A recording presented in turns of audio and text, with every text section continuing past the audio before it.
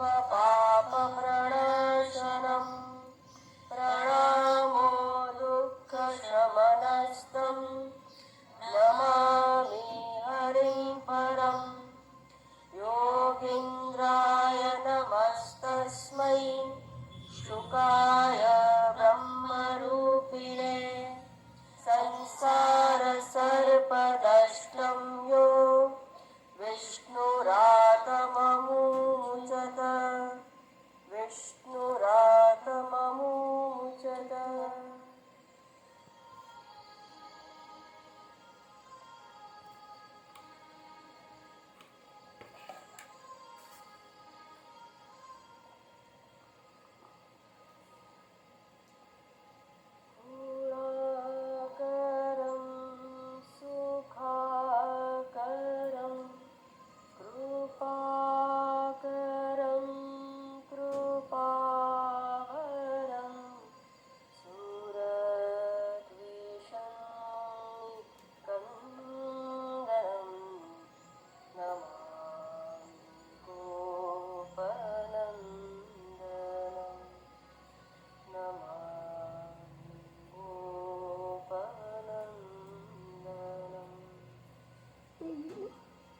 શંકરાચાર્યજી પ્રાર્થના કરે છે, ગુણોનું નિધાન ગુણાકરમ, જેના ગુણનું ચરિત્રનું શ્રવણ માત્ર વર્ણન માત્ર કરવાથી જ સ્વયં એ ગુણથી આવિર્ભૂત થઈ જવાય છે. સુખની એકમાત્ર સરળ સુંદર સામગ્રી છે એવા એ પરમાત્મામાં નિત્ય મારો આશ્રય થાઓ. યદા તદા યથા તથા તથૈવ કૃષ્ણ સત્કથા મયા સદૈવ ગીયતામ તથા કૃપા વિધીયતામ. અને આને જ શ્રીમદ ભાગવત મહાપુરાણમાં આશ્રય તત્વ કહેવામાં આવે છે. આ આશ્રય તત્વ એટલે પરમાત્માની અંદર હર હંમેશ આત્યંતિક રીતે આ જડ શરીર મન બુદ્ધિનો જે સંસર્ગ છે, જે દેહાધ્યાસ છે, આત્યંતિક રીતે એમાંથી છૂટીને પરમાત્માની અંદર આશ્રય તત્વ એટલે કે પરમાત્માનું આશ્રય ગ્રહણ કરવું. અજ્ઞાન અવસ્થામાં પરમાત્માના આશ્રય કેવી રીતે ગ્રહણ કરાય છે? કે છે ભાઈ ભક્ત અને ભગવાન તરીકે, ઉપાસક અને ઉપાસ્ય તરીકે, કે હું પરમાત્માની ઉપાસના કરવા વાળો અને પરમાત્મા. પછી જયારે આ જ પરમાત્માની લીલાનું વર્ણન, અવતારનું વર્ણન, ચરિત્રનું વર્ણન સાંભળીને ધીરે ધીરે પરમાત્મામાં પ્રીતિ થવા લાગે છે, ત્યારે એ પરમાત્માનું સાચું સ્વરૂપ શું છે? મીઠાનો ગાંગડો અહીંયા મૂક્યો હોય તો સફેદ રંગનું લાગે છે, ગાંગડા જેવું છે, એનો આકાર પણ તમે કહી શકો કે ભાઈ નાના પથ્થર જેવું કંઈક દેખાય છે, રંગે સફેદ છે. પણ એટલું જ કહેતા, મીઠાના ગાંગડાનું એટલું જ વર્ણન કહેતા શું મીઠું જણાઈ જાય છે? મીઠું પૂર્ણતાથી જણાઈ નથી જતું. પૂર્ણતાથી ક્યારે જણાય? જ્યારે એનું આસ્વાદન કરો, એની અંદરનું તત્વ શું છે, વિજ્ઞાનની ભાષામાં એની અંદરની કેમિકલ ફોર્મ્યુલા શું છે, એ જ્યાં સુધી તમે જાણો નહીં ત્યાં સુધી મીઠાનું મને પૂરેપૂરું જ્ઞાન મળ્યું છે એવું ન કહી શકાય. પરમાત્માનો જે વિગ્રહ છે, પરમાત્માનું જે મૂર્ત સ્વરૂપ છે, જે સાકાર સગુણ સ્વરૂપ છે, એ માત્ર સગુણ સ્વરૂપને જાણીને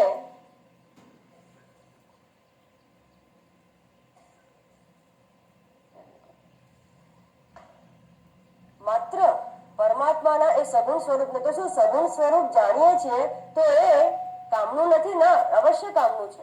જ્યારે કોઈ મીઠા માટે તમને માહિતી પૂછશે ત્યારે તમે એવું કહેશો કે કંઈક ખારું છે મીઠું, તો માહિતી અધૂરી રહેશે.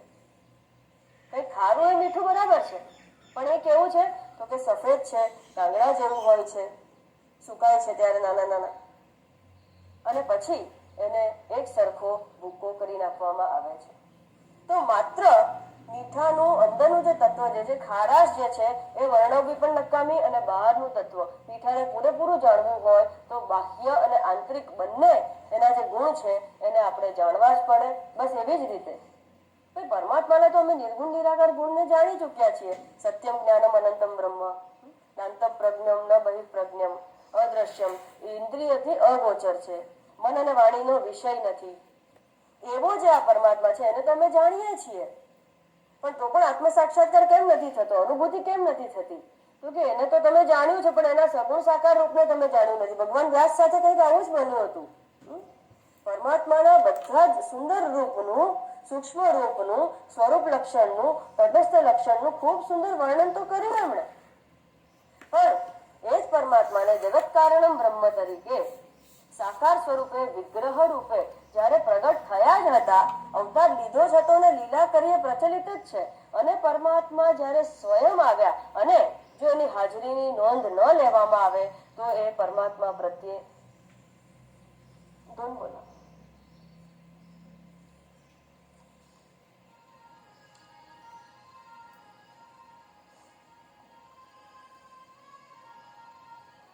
गोविंद बोलो हरि गोपाल बोलो, गोविंद बोलो हरि गोपाल बोलो, गोविंद बोलो हरि गोपाल बोलो, गोविंद बोलो हरि गोपाल बोलो, गोविंद बोलो गोपाल बोलो, गोविंद बोलो गोपाल बोलो, गोविंद बोलो गोपाल बोलो, गोविंद बोलो गोपाल बोलो,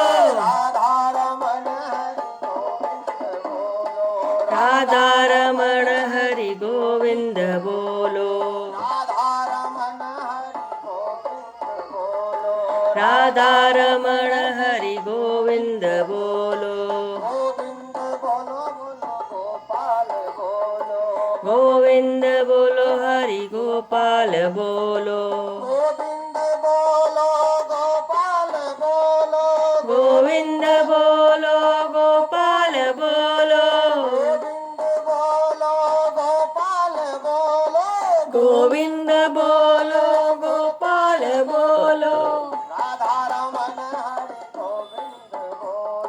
राधा रमण हरि गोविंद बोलो, राधा रमण हरि गोविंद बोलो, राधा रमण हरि गोविंद बोलो, गोविंद बोलो गोपाल बोलो, गोविंद बोलो गोपाल बोलो, राधा रमण हरि गोविंद राधा रमण हरि बोलो, गोविंद बोलो,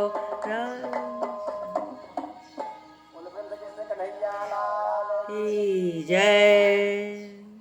એ પરમાત્મામાં કોઈ પણ રીતે આશ્રય તત્વ એટલે કે માત્ર નિર્ગુણ નિરાકારનું સ્વરૂપ જાણવું પણ અધૂરું ગણાશે અને માત્ર સગુણ સાકારનું સ્વરૂપ પણ અધૂરું ગણાશે. એ પરમાત્માનું પૂરેપૂરું સ્વરૂપ જ્યારે જાણી લેવામાં આવશે ત્યારે આશ્રય તત્વ, ત્યારે જ આશ્રય મળશે. વ્યવહારમાં પણ મને એન્જિનિયરિંગ કે મેડિકલ કોલેજમાં જ્યારે એડમિશન લેવું હોય તો એન્જિનિયરિંગમાં જવું હોય તો ફિઝિક્સ, કેમેસ્ટ્રી અને મેથેમેટિક્સ એ ત્રણેયમાં સારા સરખા ગુણ આવવા જોઈએ. બેમાં 100 આઉટ ઓફ 100 હોય પણ પેલા ત્રીજામાં કંઈક બાકી રહી ગયું હોય તો ભાઈ બધું થાય પણ પ્રવેશ નહીં મળે. ડિપ્લોમામાં પ્રવેશ મળે, એના જેવી કંઈક બીજી લાઈન જે છે એમાં મળે, એની સરખામણીમાં મળે. ભાઈ આશ્રય તત્વ નહીં મળે, પરમાત્માના ધામમાં બરાબર બેસવા ના મળે. સાયુજ્ય મળે, સામિપ્ય મળે, સાચી મુક્તિ મળે, એ પ્રકારની મુક્તિઓ મળે. પણ સારૂપ્ય મળે, સાલોક્ય મળે. આ 5 પ્રકારની મુક્તિ છે. પરમાત્માના ધામમાં રહેવા મળે, પરમાત્મા જેવું રૂપ પ્રાપ્ત થાય, તેમના જેવા ગુણ આવે. પણ આત્યંતિક રીતે જેવી રીતે મીઠું છે એને પોતાના કારણમાં મળવું હોય, મીઠાનું કારણ શું છે? સમુદ્ર. એને પોતાના કારણમાં આત્યંતિક રીતે મળવું હોય તો